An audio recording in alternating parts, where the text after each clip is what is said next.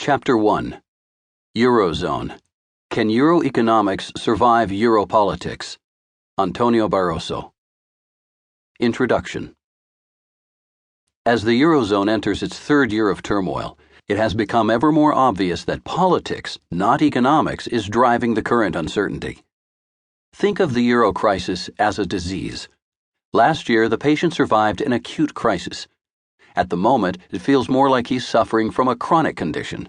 But the potential for a full-blown crisis still exists, and political radicalization could become a primary source of infection.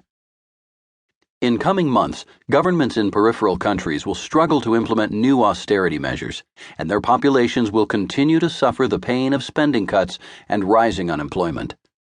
Pressure will build on politicians to veer off the reformist path prescribed by European institutions, mostly the European Commission and the European Central Bank, other eurozone states, mostly Germany, and the markets.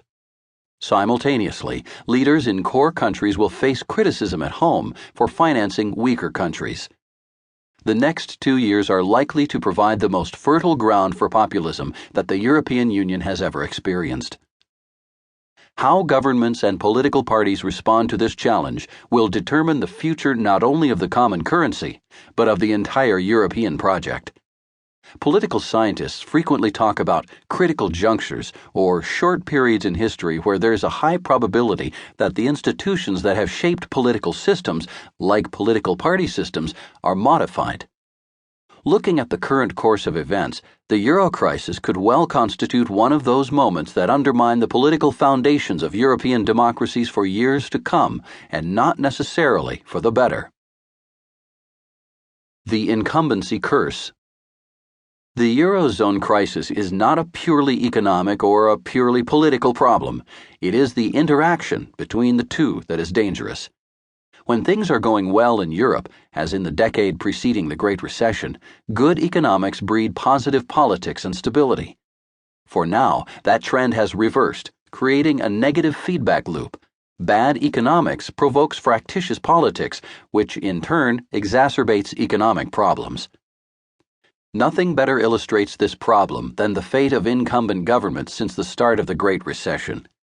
Since 2010, the crisis has claimed the heads of no fewer than 6 euro area premiers, either through elections in Greece, Ireland, Portugal, Spain, and France, or through technocratic arrangements reached under extreme market pressure, as in Italy. In the current context, newly elected prime ministers can count on just 2 things. A, that their popularity will significantly decrease as they implement their policies, and B, that the probability of being re-elected at the end of their terms will be extremely low. As Jean-Claude Juncker, chief of the Eurogroup, the Euro area's finance ministers, said in 2005, "We all know what to do. We just don't know how to get re-elected after we've done it." Moreover, the incumbency curse does not seem to spare ideologies. A recent study by Josep Colomer and Pedro Magalhães of Georgetown University showed that governing parties of both the left and the right have lost elections in equal proportion since the crisis started.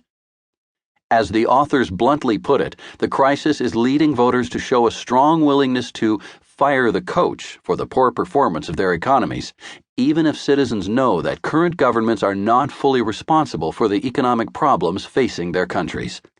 Voters are angry, and elections are their best opportunity to express that anger.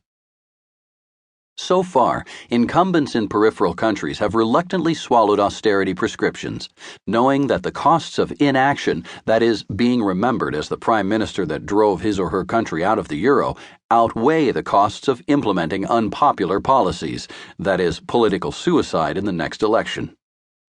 Governments in Ireland, Portugal, and Spain are pushing for fiscal and economic reform programs that have been explicitly or implicitly imposed by European institutions. And the main opposition parties in these countries have remained relatively constructive in their criticism, though not necessarily supportive, of the policies of their rivals. But the risk that populism will infect mainstream politics is rising, especially as bottom-up pressure continues to build.